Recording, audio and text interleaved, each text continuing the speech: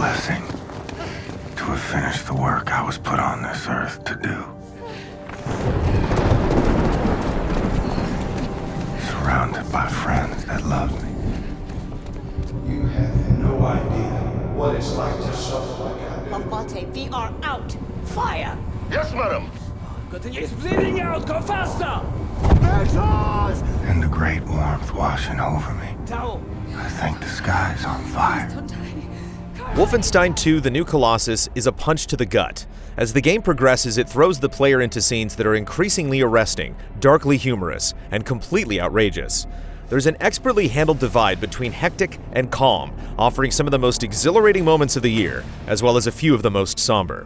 Moments that would otherwise feel clumsy or forced are brought to life through the sheer conviction of its script. Such passion and intensity create a journey that should not be missed. New Colossus picks up immediately where its predecessor left off. The Nazis won World War II and now occupy America.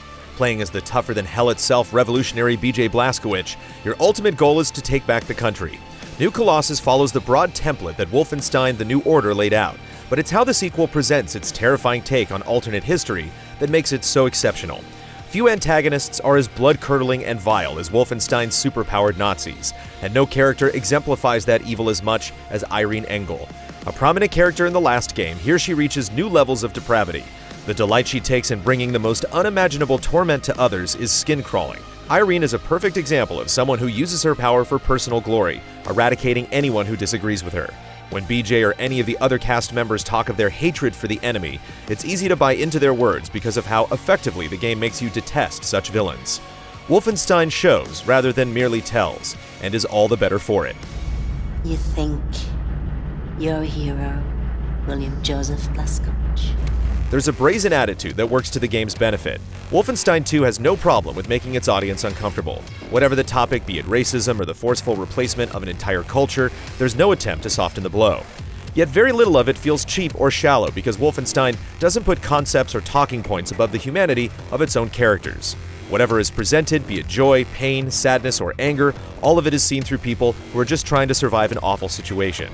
It's never clean either. Despite the strength it takes to continue on, these characters are full of doubt and personal fault, making them all feel relatable. The game never settles on total despair, however, and it's often sharply funny. No matter how dark things get, New Colossus tends to find the right moments to sneak in a joke or a bit of physical humor. Comedic timing is a hard thing to get right in any medium, and it's done so well here. Let me put this pen back in.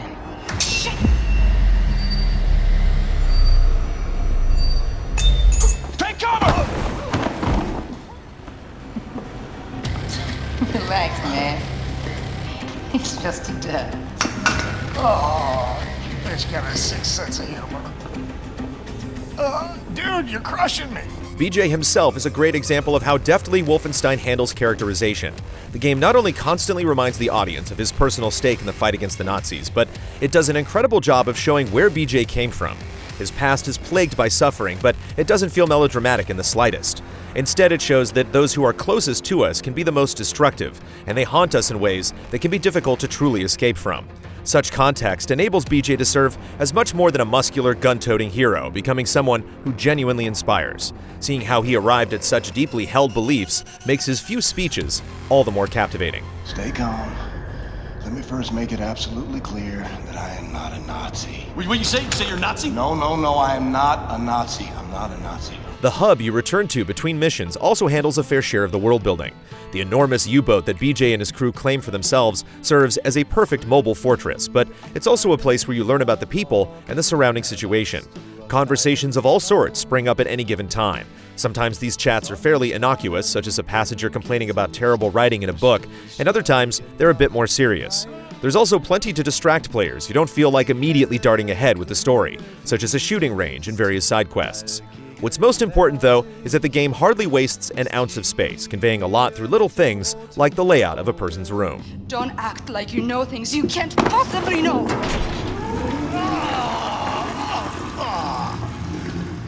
Well, the toilet works. The pace and structure of the main missions contribute to an effective narrative as well.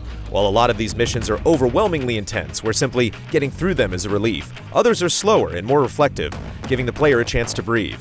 Such an even ebb and flow from one mission to the next makes the game extremely hard to pull away from. Some of the levels are wide open, providing ample room to explore. Others are far more narrow, such as a couple where you're asked to survive brutal onslaughts in relatively small spaces. Still, others place harsh conditions on the player, like having to deal with radiation that constantly ticks away your health. Despite how many different things the game throws at you, none of it drags. Each mission lasts just as long as it needs to, once again, making it all so easy to get lost in. The moving and shooting in the previous Wolfenstein has a great sense of speed and precision, which has only been further refined in New Colossus. Switching between weapons, lining up headshots, and dashing behind cover all feels remarkably smooth. Weapons have excellent audio and visual feedback. The ludicrously powerful shock hammer kicks like a lion and produces a sound to match. Putting your finger on its trigger and watching Nazis explode into bloody bits is a simple but never-ending pleasure.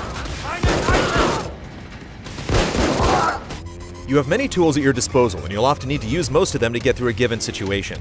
Dual-wielding different weapons in each hand may provide the sheer firepower needed to get through a Nazi horde. Considering how effective enemies are at swarming you, stealth is always a smart option, and you have plenty of ways to get by unnoticed. Such options are further enhanced by perks and weapon upgrades. By completing a series of challenges, such as getting a certain number of headshots, you'll get small boosts of power, like increased damage when aiming down the sight of a weapon. Perks are present in the new order as well, but they're smartly trimmed down here. It's easy to feel like you're quickly making progress, and by the end of the game, you'll notice a dramatic difference in power. If you ever have the urge to get even stronger, there are optional assassination missions, offering welcome flexibility in how quickly you advance. Yeah, smooth work, Blazkowicz. See you back at base. The game regularly dishes out parts to upgrade weapons. Although each weapon only has a small handful of upgrades, most feel immediately useful.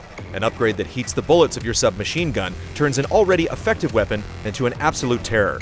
Since upgrades and perks can be so helpful, they're always exciting to acquire, and they provide plenty of incentive to try out new things during a fight.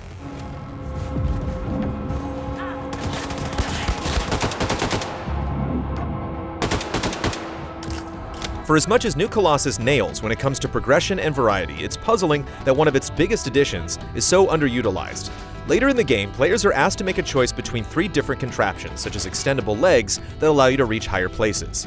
The idea is that such contraptions open up even more options, making the levels in combat more interesting. But it's hard to feel much of a difference. Sure, there are areas that can only be reached with a specific contraption, but these often feel like minor detours rather than dramatic new paths that offer a substantial advantage. It's not as though they're entirely useless, but they could have had a more pronounced effect. No, no, no, no! Maxos. There are a few other ways where New Colossus falters as well. Going through missions, there's plenty of health, ammo, and items to pick up.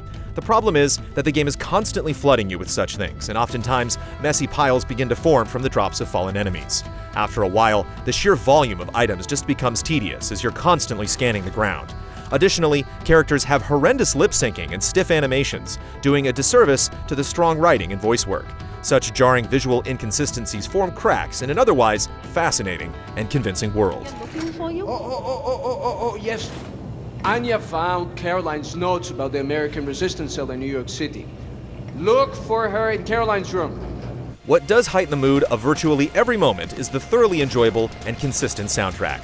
The loud, distorted guitars and slow, explosive drums fit the carnage so well, serving to both pump the player up and create a general sense of hysteria in a world gone mad. During a mission, the music won't kick into full gear until after you're seen by the enemy, providing ample motivation to go in guns blazing.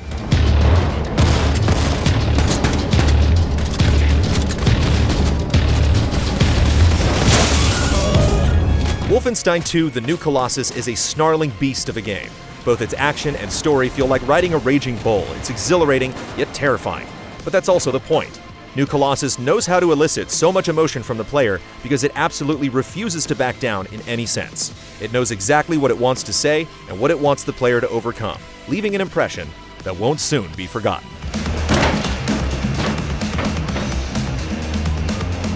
Come and fucking get me, you white-ass, fascist Nazi pig!